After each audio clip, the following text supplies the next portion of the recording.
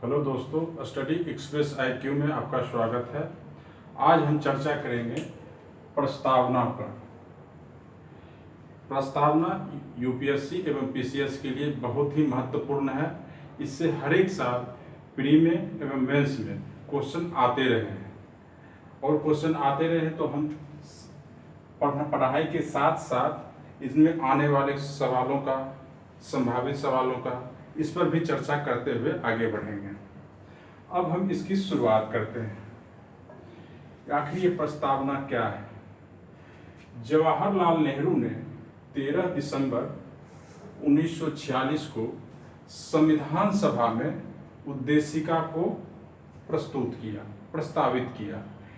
इसके माध्यम से उन्होंने संविधान सभा के समक्ष संविधान के प्रयोजन सुनिश्चित किया, अर्थात निश्चित किया कि हमारे भावी संविधान में ऐसी कौन कौन सी चीज़ें होनी चाहिए जो आवश्यक हैं। जैसे जब हम घर के निर्माण में या गृह निर्माण में लगते हैं तो हमारा ये सपना होता है कि हमारा घर बहुत ही अच्छा हो, अर्थात हमारे घर में वो पर्यावरणिक दृष्टि से, लोगों की दृष्टि से वो सबके लिए सही हो, अर्थात सबके लिए पर्याप्त कमरे हों, उसमें आवश्यक साजो सामान हो, सहूलियतें हों। उसी प्रकार भारत में नवजात लोकतंत्र की स्थापना होने जा रहा था। नवजात लोकतंत्र के तहत हमारे यहाँ किन किन चीज़ों की ज़रूरत है जिसका संविधान में समावेश रहना चाहिए, समावेश होना चाहिए, उसका एक लघु रूप, एक छोटा रूप उद्देशिका में पहले ही सुनिश्चित कर दिया गया कि आपको इसी पर काम करना है। आखिर इस उद्देशिका का मतलब क्या होता है? उद्देशिका का मतलब होता है प्रारंभिक परिचय, पृष्ठभूमि या भूमिका, अर्थात किसी कार्य को करने से पहले उस कार्य के संदर्भ में एक छोटा सा परिचय दिया जाता है या उसके संदर्भ में भूमिका बनाई जाती है, पृष्ठभूमि बनाया जाता है। तो संविधान के निर्माण से पहले भी उनके संदर्भ में भी उनका एक प्राथमिक परिचय होना चाहिए, उनकी भूमिका होनी चाहिए कि हमारे संविधान में क्या क्या होगा और क्या क्या नहीं होगा। इसके तहत संविधान सभा व्यवस्था को निर्देशित करता है कि इस संविधान में जो भी चीज़ें होनी चाहिए उनका इस संविधान में समावेश हो, अर्थात हम भावी देश निर्माण के लिए जिसमें संविधान में कौन कौन सी ऐसी चीज़ें होनी चाहिए जो यहाँ के लोगों के लिए, यहाँ के राष्ट्र के लिए जो हित में हो, उनका सब कुछ इसमें समावेश हो। बाद में चलकर देखते हैं कि समय एवं परिस्थिति के अनुसार इसमें कुछ बदलाव भी हुए, अर्थात इनमें कुछ नई चीज़ें भी डाली गई। जैसे 42वें संविधान संशोधन 1976 के द्वारा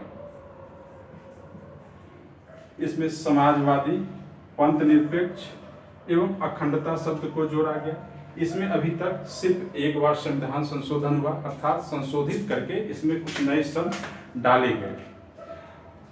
इसमें शब्द हैं समाजवादी, पंथ निरपेक्ष एवं अखंडता। अब हम आगे बढ़ते हैं। इसमें कहा गया है कि हम भारत के लोग, यहाँ से इसकी शुरुआत होती है, इसे हम अंगीकृत, अधिनियमित एवं आत्मर्पित करते हैं। अर्थात इस संविधान को अंगीकृत का अर्थ हुआ स्वीकार करना, कि अब इस संविधान को हम स्वीकार करते हैं। अधिनियमित का अर्थ हुआ लागू करना, इसे हम लागू करते हैं। आत्मर्पित हुआ देश को सौंपना, अर्थात इस संविधान को हम देश को सौंपते हैं कि जो भावी देश, भविष्य में हमारे देश का शासन संचालन किस रूप से चलेगा, उस संदर्भ में सारी बातें इस संविधान में समावेशित कर दी गई है। तत्पश्चात हम आते हैं कि इस संविधान की प्रस्तावना में है क्या क्या। तो सर्वप्रथम इसमें सत्ता का स्रोत बताया गया कि सत्ता का स्रोत क्या है, अर्थात शक्ति का स्रोत क्या है। शक्ति का स्रोत है संविधान। संविधान का स्रोत क्या है? तो संविधान का स्रोत है हम भारत के लोग, अर्थात भारत की जनता, अर्थात अंतिम शक्ति भारत की जनता के हाथों में है। उसके पश्चात आते हैं संविधान के स्वरूप के संदर्भ में बात करते हैं। संविधान का स्वरूप कैसा होगा? संविधान का स्वरूप संपूर्ण प्रभु संपन्न, समाजवादी, पंथ निरपेक्ष एवं लोकतंत्रात्मक गणराज्य होगा। फिर आखिर ये संविधान किन चीजों को प्राप्त करना चाहता है, इसका उद्देश्य क्या है, किन चीजों को ये प्राप्त करे? तो इसका उद्देश्य है न्याय, स्वतंत्रता, समता, बंधुता, मानव की गरिमा, राष्ट्र की एकता एवं अखंडता को प्राप्त करना। अब हम एक एक करके इन सारे शब्दों का अध्ययन करेंगे, समझने का प्रयास करेंगे कि आखिर इन शब्दों के पीछे कौन से तर्क छुपे हुए हैं। सर्वप्रथम आते हैं हम भारत के लोग से।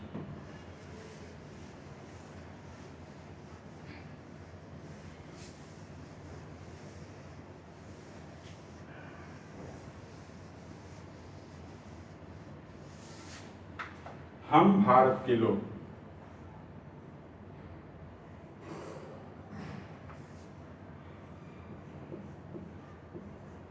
हम भारत के लोग, इनसे चार बातें निकलती हैं। इनसे कौन कौन सी बातें निकलती हैं? इनसे चार बातें निकलती हैं। सबसे पहली बात, हम भारत के लोग अर्थात भारत की जनता। ये हम भारत के लोग, इससे संदर्भित कौन सा हो, क्या हुआ? भारत की जनता के संदर्भ में, अर्थात हम भारत के लोग अर्थात शक्ति का अंतिम स्रोत, शक्ति का अंतिम स्रोत भारत की जनता है। अंतिम स्रोत भारत की जनता है।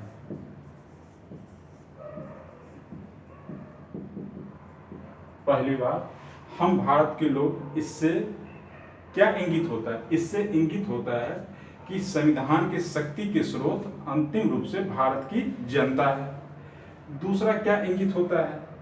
जब शक्ति के स्रोत अंतिम रूप से जनता में निहित है तो निश्चित रूप से संप्रभुता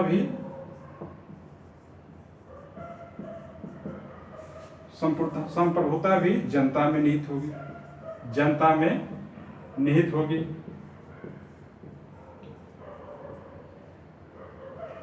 तीसरी बात कि यहाँ पर जनता सर्वप्रमुख है, अर्थात हर कार्यों में अंतिम रूप से जनता ही है।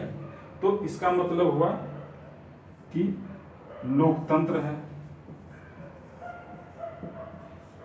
जनता का निर्णय, हर कार्यों में जनता का निर्णय सर्वप्रमुख है, अर्थात यहाँ पर लोकतंत्र है। चौथी बात, हम भारत के लोग, ये शब्द जो लिया गया इसका विचार अमेरिका से लिया गया है।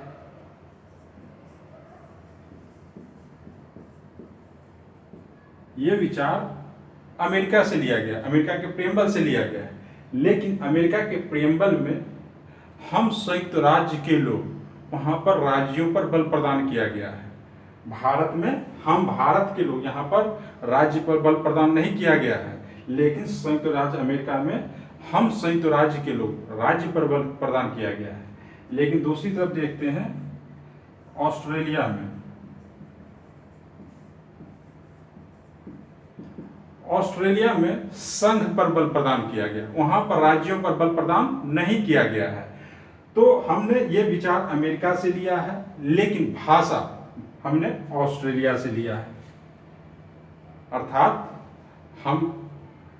हमारा संविधान एक है और इसको हम भारत के लोग, इसको और संपुष्ट कौन करता है? हमारी इकहरी नागरिकता, कि हम भारत के लोग, कि हमारा राष्ट्र एक है, हमारा संविधान एक है, हमारी इकहरी नागरिकता है। अर्थात इसे संपुष्ट कौन करता है? हमारा संविधान। और इस विचार को कहां से लिया गया? अमेरिका से। और भाषा कहां से ली गई है? ऑस्ट्रेलिया से। हम भारत के लोग से जो चार बातें निकलती, अब आप लोगों को समझ में आ गई होगी। अब हम लोग आगे बढ़ते हैं, अब इसके स्वरूप पर चलते हैं।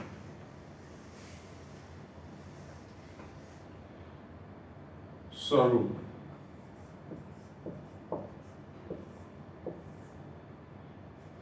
पहला है संपूर्ण प्रभुत्व संपन्न,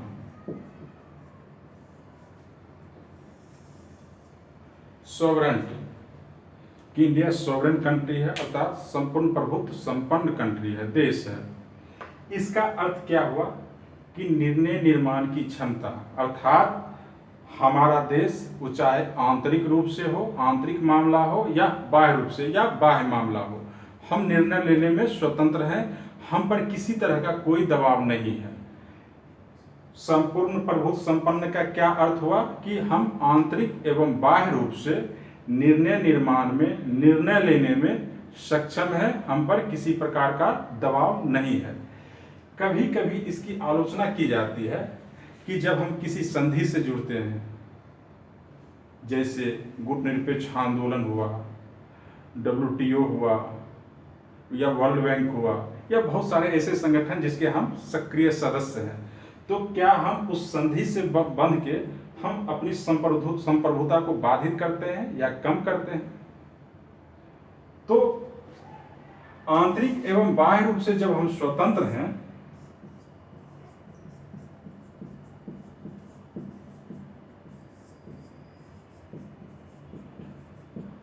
तो आंतरिक रूप से हम देखते हैं कोई विधि का निर्माण हो या कोई योजना हो, हम अपने राष्ट्रीय हित या जनहित को देखते हुए विधि या योजना का निर्माण करते हैं। और बाह्य रूप से मूलतः वैदेशिक संबंध, जिसमें संधि या संधि से अलग होना, ये मामले आते हैं। तो इसमें हम देखते हैं कि क्या हम किसी संधि से बंधकर हम अपनी संप्रभुता को बाधित करते हैं, जैसे भारत कॉमनवेल्थ से जुड़ा हुआ है? तो इसका उत्तर हुआ नहीं। अगर हम किसी संधि से जुड़ते हैं तो वो हम अपने राष्ट्र हितों से प्रेरित होकर उस संधि से जुड़ते हैं। अगर हमारा राष्ट्रीय हित उससे पूरा नहीं हो रहा है, हमारी इच्छा नहीं है, तो उस संधि से हम अलग हो सकते हैं। जैसे संधि का दो आधार होता है, पहला राष्ट्रीय हित, दूसरा मानवता। राष्ट्रीय हित एवं मानवता। अब राष्ट्रीय हित से प्रेरित होके हमने सार्क का गठन किया, सार्क में शामिल हुए या नेम में शामिल हुए कि हमारा हित अंततः इसमें निहित है। मानवता को आधार बनाकर हम पर्यावरण से संबंधित जो भी संधि हुए उसमें भी शामिल हुए, या निःशस्त्रीकरण या आतंकवाद जैसे मुद्दों पर भी हम शामिल रहे, लेकिन इसके लिए हमारे ऊपर कोई बाध्यता नहीं है। उदाहरण स्वरूप हम समझने का प्रयास करते हैं कि पेरिस समझौता जो ये पर्यावरण को आधार बनाकर किया गया था, उससे अमेरिका पीछे हट गया, अर्थात उस पर किसी प्रकार का दबाव नहीं था। उस संधि में शामिल भी हुआ, उसे लगा कि हम इसमें शामिल ना रहें, अर्थात हमारा हित इससे पूरा नहीं हो रहा। वो क्या हुआ, फिर पीछे हट गया, अर्थात उस पर किसी प्रकार का कोई दबाव नहीं था। निःशस्त्रीकरण को लेकर जितने भी संधियां बनाई गई हाल फिलहाल में अमेरिका और रशिया के बीच में, इसी को लेकर गतिरोध भी हुआ, अर्थात कि संधियां अगर हमारे राष्ट्रीय हितों को पूरा कर रही है तो हम शामिल रहते हैं, अगर राष्ट्रीय हितों को पूरा नहीं कर रही है तो हम उससे निकल जाते हैं। अब हाल फिलहाल देखते हैं कि संप्रभुता पर वैश्वीकरण का क्या प्रभाव पड़ा। वैश्वीकरण का क्या प्रभाव पड़ा? ग्लोबलाइजेशन, भूमंडलीकरण। तो भूमंडलीकरण का क्या प्रभाव पड़ा? तो भूमंडलीकरण, वैश्वीकरण का अर्थ ही होता है कि एक देश की व्यवस्था को वैश्विक व्यवस्था से जोड़ना। तो हम एक देश की व्यवस्था को वैश्विक व्यवस्था से क्यों जोड़ते हैं? उसमें भी हमारा जनहित या हमारा राष्ट्रीय हित उससे फलित होता है, पूरा होता है। अगर हमारा राष्ट्रीय हित उससे पूरा ना हो तो हम नहीं जुड़ेंगे। जैसे बहुत सारे देश अभी भी हैं जो WTO के सदस्य नहीं हैं, या बहुत दिनों तक चाइना उसका सदस्य नहीं बना। धीरे धीरे क्रमशः इसकी सदस्य संख्या बढ़ती गई। अब आगे बढ़ते हैं समाजवाद। समाजवाद, ये समाजवाद क्या है? दूसरा हुआ समाजवाद। ये समाजवाद क्या है?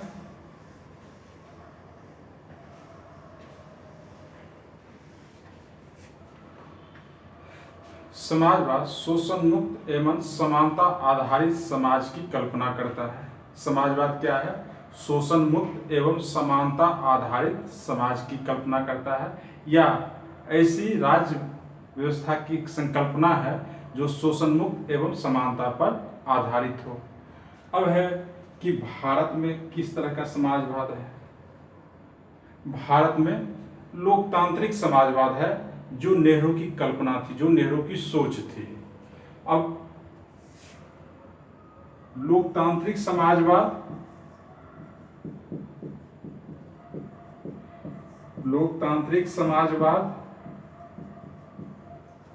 एवं साम्यवादी समाजवाद, साम्यवादी समाजवाद, दोनों में अंतर क्या है और हमने लोकतांत्रिक समाजवाद को क्यों अपनाया? दोनों में सर्वप्रथम पहला है राजनीतिक अंतर कि लोकतांत्रिक समाजवाद सत्ता में परिवर्तन चुनाव के माध्यम से, अर्थात मतपत्रों के माध्यम से करता है।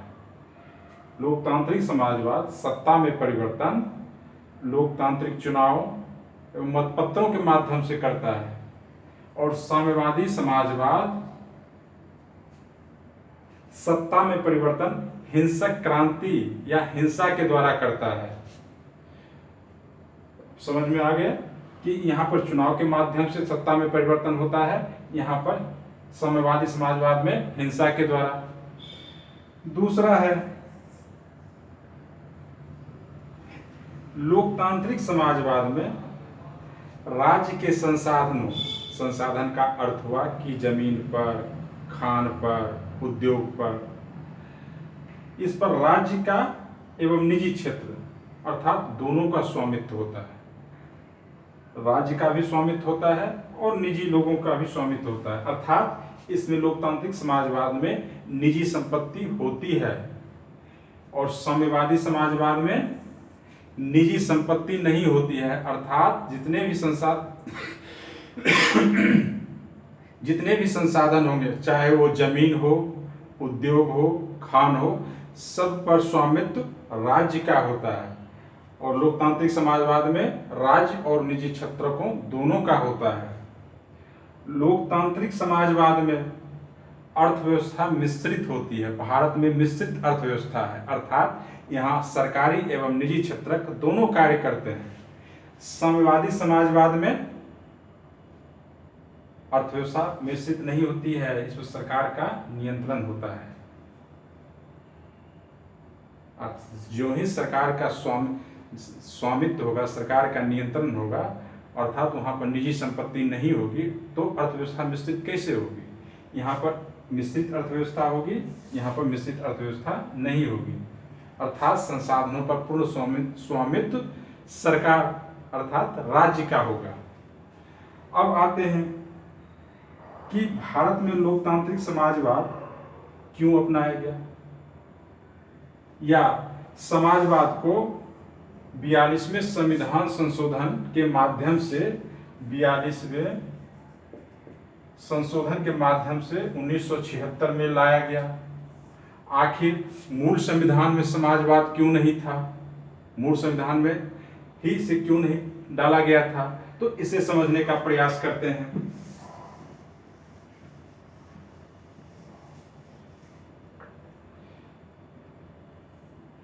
कि मूल संविधान का जब निर्माण हो रहा था, उस समय हमारे सामने दो स्थितियां थी। पहला एक आंतरिक स्थिति, दूसरा बाह्य स्थिति। पहला आंतरिक स्थिति, दूसरा बाह्य स्थिति।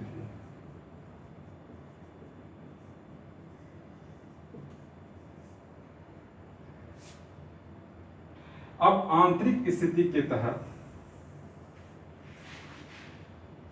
कि जब देश स्वतंत्र हो रहा था, अगर उस दरमियान हम समाजवाद को संविधान में डाले होते तो उस दरमियान 563 जो रियासतें थी उन्हें भ्रम की स्थिति होती, क्योंकि समाजवाद का अर्थ ही होता है कि संसाधनों पर सरकार या राज्य का स्वामित्व। तो जो देशी रियासतें भारत संघ में सम्मिलित हो रही थी तो भ्रम की स्थिति में समस्याएं खड़ी हो सकती थी, वो समस्याएं खड़ी ना हो। दूसरी बात, स्वतंत्रता के समय में भी देश निर्माण में बड़े बड़े उद्योगपतियों का योगदान हुआ करता था, जैसे टाटा हो गए, बिरला हो गए।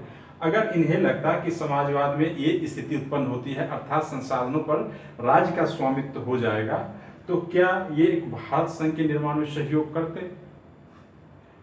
पहली स्थिति, आंतरिक स्थिति सरकार राज्य के समक्ष ये थी, और बाह्य स्थिति में ये था कि अगर हम समाजवाद शब्द को शामिल करते तो कुछ पश्चिमी देश जैसे अमेरिका, ब्रिटेन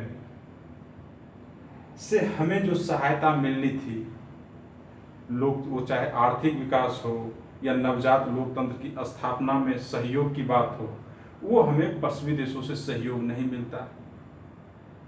तो पश्चिमी देशों की मदद के लिए कि वो हमें मदद भी करें, क्योंकि हमें जरूरत थी। दूसरी बात, आंतरिक स्थिति को ध्यान में रखते हुए हमने समाजवाद शब्द को संविधान में शामिल नहीं किया। जब परिस्थितियां ऐसी उत्पन्न हुई, समय के अनुसार हमने समाजवाद को संविधान में शामिल भी किया। लेकिन देखते क्या है कि 90 के दशक के पश्चात, 90 के दशक के पश्चात भारत का झुकाव उदारीकरण की तरफ हुआ, अर्थात हमारी जो बंद अर्थव्यवस्था थी हमने वैश्वीकरण के तहत उसे खोलना शुरू किया। अर्थात राज्य जो थी उत्पादक गतिविधियों से अपने नियंत्रण को ढीला करना शुरू किया। तो हमने उत्पादक गतिविधियों पर नियंत्रण ढीला करना जरूर शुरू किया, लेकिन दूसरी तरफ हमने वितरण मूलक न्याय प्रणाली पर जोर देकर हमने समाजवाद की भावना को ही पुष्ट किया। कैसे? कि 90 के दशक के पश्चात देखते क्या है कि भारत में विदेशी निवेश बहुतायत में हुए, देश के अंदर भी उद्योगपतियों को मौका मिला। तो चाहे वो रिलायंस हो, टाटा हो, इसका उद्देश्य क्या था? सरकार इसको फ्री हैंड दी। इन्होंने ज्यादा से ज्यादा व्यवसाय कर सरकार को ज्यादा से ज्यादा टैक्स दिया, और सरकार के पास जब बहुतायत में टैक्स आया तो सरकार इसी टैक्स को बहुत सारी योजनाओं के निर्माण में लगाया, और योजनाओं के निर्माण में लगाया तो उससे कहीं ना कहीं क्या हुआ? रोजगार उत्पन्न हुए, जिससे बेरोजगारी की दर दूर हुई। गरीबों के कल्याण के लिए योजनाएं बनाई गई। अर्थात एक तरफ हमने निजी क्षेत्रों को प्रमोट किया तो उसका अप्रत्यक्ष फायदा क्या हुआ कि हमें ज्यादा से ज्यादा टैक्स मिला, और ज्यादा से ज्यादा टैक्स को सरकार ने देश हित में किस तरह प्रयोग किया? देश हित में योजनाओं के निर्माण में। अर्थात हमने एक तरफ उत्पादक गतिविधियों पर से नियंत्रण ढीला कर निजी क्षेत्रों को प्रमोट किया, तो दूसरी तरफ वितरण मूलक न्याय प्रणाली पर जोर देकर योजना वगैरह बनाने पर ज्यादा से ज्यादा ध्यान दिया, जिससे कल्याणकारी भारत का निर्माण हो सके।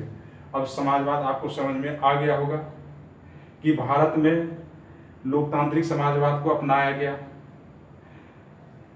लोकतांत्रिक समाजवाद अपनाने के पश्चात हमने 90 के दशक के पश्चात वैश्वीकरण में भी अपनी सहभागिता की। वैश्वीकरण में सहभागिता के पश्चात जहां हमने निजी क्षेत्र को आगे बढ़ने का मौका दिया, दूसरी तरफ वितरण मूलक न्याय प्रणाली पर बल प्रदान करके ज्यादा से ज्यादा कल्याणकारी राज्य बनने का प्रयास किया, और उसी क्षेत्र में, उसी दिशा में हम वर्तमान में अग्रसर भी हैं। अब आगे चलते हैं।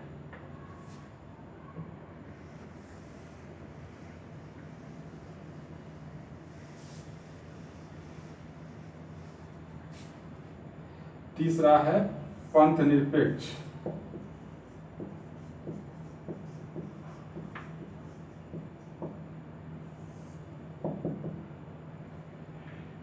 पंथ शब्द का यहां प्रयोग क्यों किया गया? भारत में धर्म का अर्थ होता है कर्म, कर्तव्य।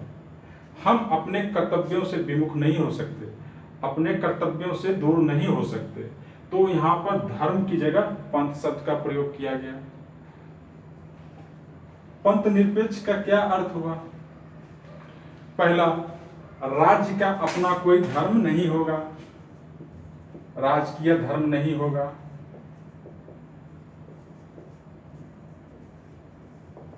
दूसरा, राज्य धर्म के मामले में समान दूरी रखेगा।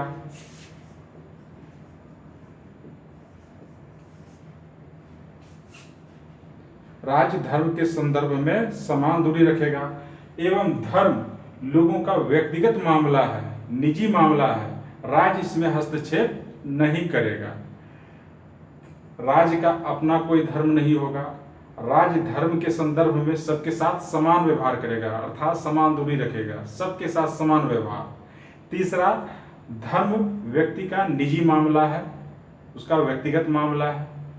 अब देखते हैं कि धर्म के आधार पर अगर कोई अंधविश्वास को फैलाता है, शोषण को फैलाता है, तब राज्य इसमें हस्तक्षेप करेगा। जैसा कि वर्तमान में कई ऐसे धार्मिक लोगों का देखा जा रहा है कि धर्म की आड़ में वो गलत कर रहे थे, तो सरकार वहां पर हस्तक्षेप किया। अब ये पंथ निरपेक्षता हमारे लोकतंत्र के संदर्भ में, वैश्वीकरण के संदर्भ में,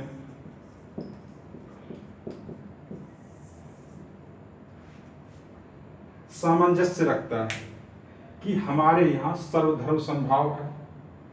वैश्वीकरण में हमारे यहाँ से लोगों का विदेशों में जाना और विदेशी लोगों का हमारे यहाँ आना। विदेशों के लोग जब हमारे यहाँ आते हैं तो उनका हमारे आने के पश्चात बहुलवादी जो हमारा समाज है, जो पंथ निरपेक्ष हमारा समाज है, उनमें घुलने मिलने में कोई विशेष दिक्कतें नहीं होती है। और ये लोकतंत्र की मूल भावना, अर्थात इसमें सबकी सामूहिक भागीदारी या व्यक्तिगत भागीदारी, हर स्तर से भागीदारी, तो पंथ निरपेक्षता इस लोकतंत्र की भावना को और वैश्वीकरण के साथ बेहतर सामंजस्य बैठाता है। अब आगे बढ़ते हैं।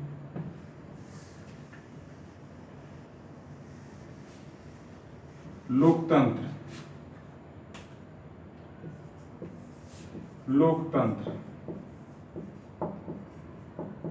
लोकतंत्र क्या है? लोकतंत्र शासन की एक कला है, शासन की कला है, शासन की एक प्रक्रिया है। कैसी प्रक्रिया? जिसमें लोगों की सहमति, अनुनय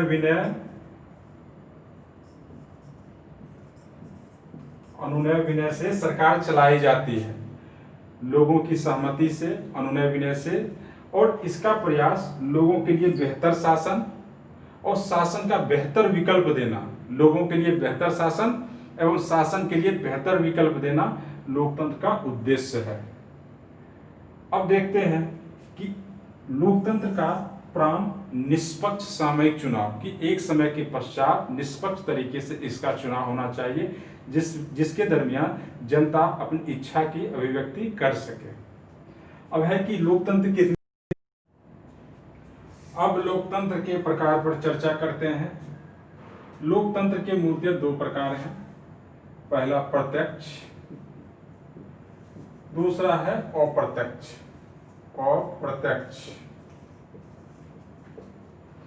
प्रत्यक्ष लोकतंत्र के उदाहरण है स्विट्जरलैंड, और अप्रत्यक्ष लोकतंत्र का उदाहरण है अमेरिका, भारत। प्रत्यक्ष लोकतंत्र का उदाहरण एकमात्र विश्व में इकलौता उदाहरण स्विट्जरलैंड है। और अप्रत्यक्ष लोकतंत्र के तहत भी दो तरह की शासन प्रणाली होती है। पहला है संसदीय, दूसरा है अध्यक्षीय।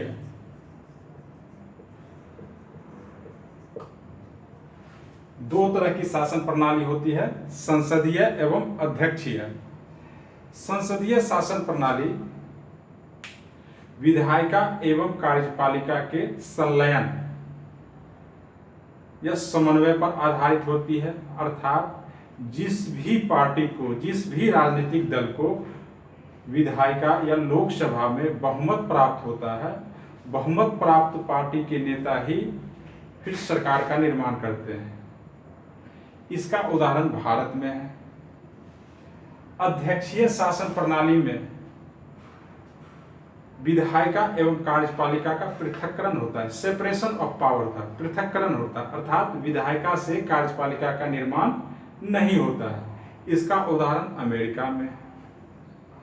इसमें संसदीय शासन प्रणाली में राज्य के प्रमुख हेड ऑफ स्टेट और हेड ऑफ गवर्नमेंट, राज्य के प्रमुख एवं शासन के प्रमुख दोनों अलग अलग होते हैं। इसमें एक नाम मात्र की कार्यपालिका जो राष्ट्रपति, एक जो असली कार्यपालिका तो वो प्रधानमंत्री। इसमें नाम मात्र और असली दोनों एक ही होते हैं। अब है कि संसदीय शासन प्रणाली उत्तरदायित्व के सिद्धांत पर शासन करती है, अर्थात इसमें उत्तरदायित्व की प्राथमिकता होती है। अध्यक्षीय शासन प्रणाली में स्थायित्व की प्रधानता होती है। इसमें बहुमत प्राप्त पार्टी को अगर लोकसभा में उनका बहुमत कम हो जाता है तो उन्हें सत्ता से निकलना पड़ता है। ऐसा खतरा अध्यक्षीय शासन प्रणाली में नहीं है। मूल अंतर आप समझ गए होंगे कि संसदीय शासन प्रणाली विधायिका एवं कार्यपालिका के समन्वय पर आधारित है, संलयन पर आधारित है। अध्यक्षीय शासन प्रणाली पृथक्करण पर आधारित है। इसमें नाम मात्र की एवं वास्तविक कार्यपालिका दोनों अलग अलग होते हैं। नाम मात्र की वास्तविक या असली कार्यपालिका तो विधिक रूप से नाम मात्र की एवं वास्तविक कार्यपालिका ही कहा जाता है। भारत में नाम मात्र की राष्ट्रपति, वास्तविक प्रधानमंत्री। अमेरिका में नाम मात्र एवं वास्तविक कार्यपालिका एक में ही, राष्ट्रपति में व्यस्त है। संसदीय शासन प्रणाली में उत्तरदायित्व की प्रधानता होती है। अध्यक्षीय शासन प्रणाली में स्थायित्व की प्रधानता होती है। संसदीय शासन प्रणाली के उदाहरण हैं भारत, ब्रिटेन, जापान। अध्यक्षीय शासन प्रणाली के उदाहरण हैं अमेरिका। अब आगे आते हैं गणराज्य या गणतंत्र। गणराज्य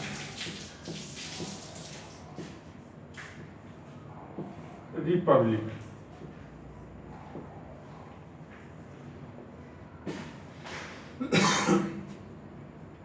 गणराज्य का अर्थ है कि इसका कोई बड़ा से बड़ा पद हो या छोटा से छोटा पद, कोई भी वंशानुगत नहीं होगा।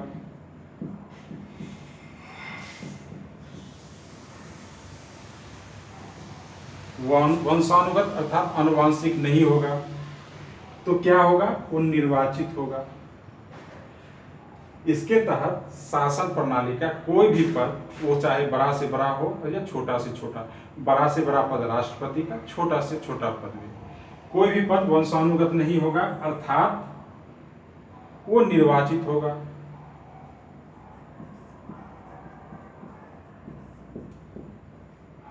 भारत में इस प्रणाली को अपनाया गया है। अब है क्या कि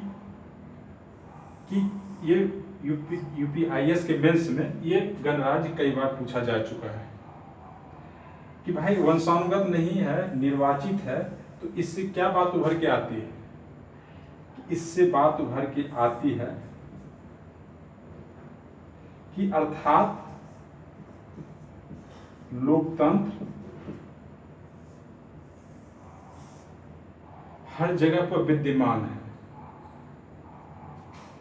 कि बड़ा से बड़ा पद हो या छोटा से छोटा पद, इससे निकल के आता है वंशानुगत ना होकर निर्वाचित होने का मतलब है कि लोकतंत्र का प्राण